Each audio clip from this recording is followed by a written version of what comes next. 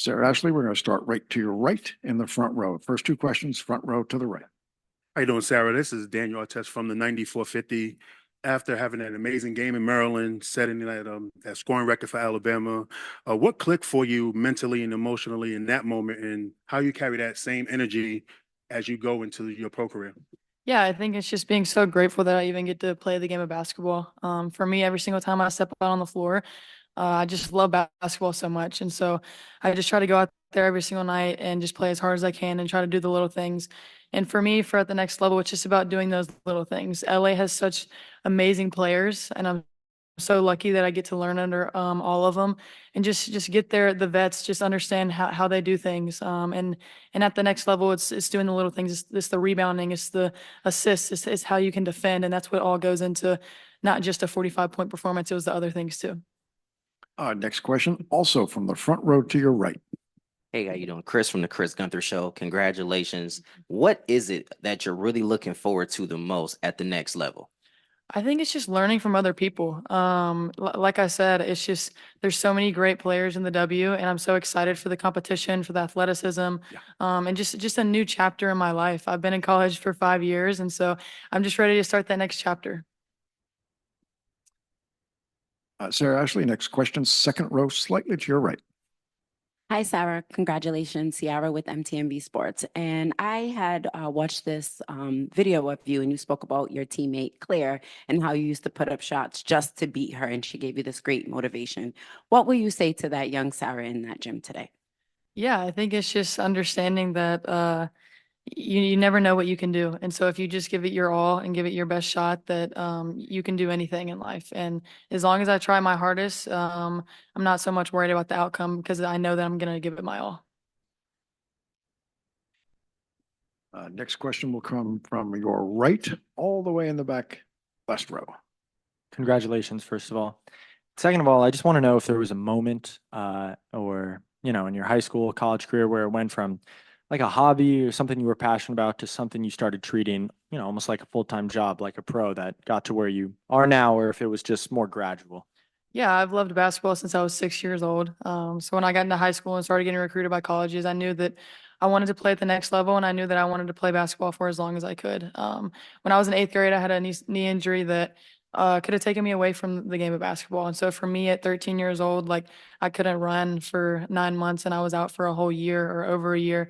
And so for me to even be able to step on the floor, it means the world to me. And so I'm just so grateful that I just have the opportunity to continue playing. And I just love it so much that I knew that I wanted to play as long as I could. Next question, second row, center, just to your left. Hi. You had a 45 piece in the NCAA tournament. Now, obviously, scoring 45 in just any game, like that's hard enough, but doing it at that level is even crazier.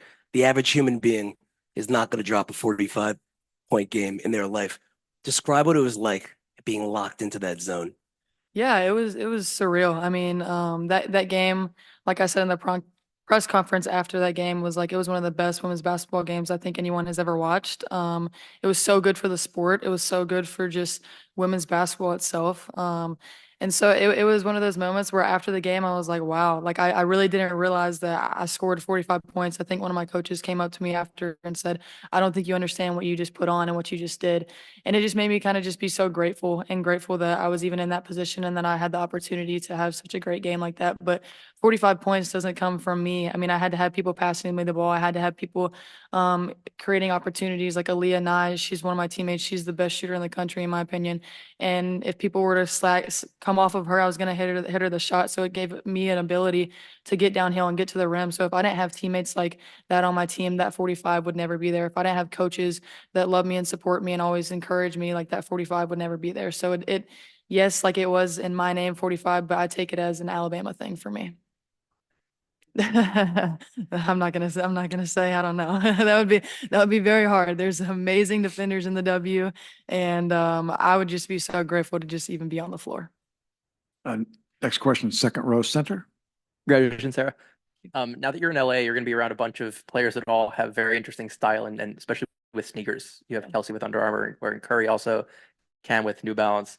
What can we expect to see you wearing? I feel like we see you wear Kobe's usually. What can you bring to the W? Yeah, I mean, I'll see what they wear and maybe try on some of their stuff and just go from there. I mean, I love the Kobe shoe. I've always worn it. But for me, I think it's just like you said, like my new teammates, they have all these shoes that I'm lucky that I even get to be a part of that with them. And so I'm really looking forward to their style and seeing what kind of shoes they wear. All right, I want to go to Zoom for one. Jordan, if you would, please.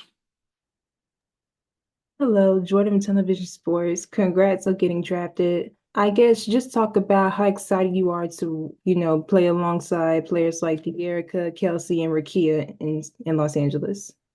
Yeah, I mean, all three of those players are just amazing players. I'm so blessed and so lucky that I get to do that. I played against Rakia when I was in the SEC for about 4 years, and so I know how hard she works. I know how great of a player she is, and then she's also such a great person.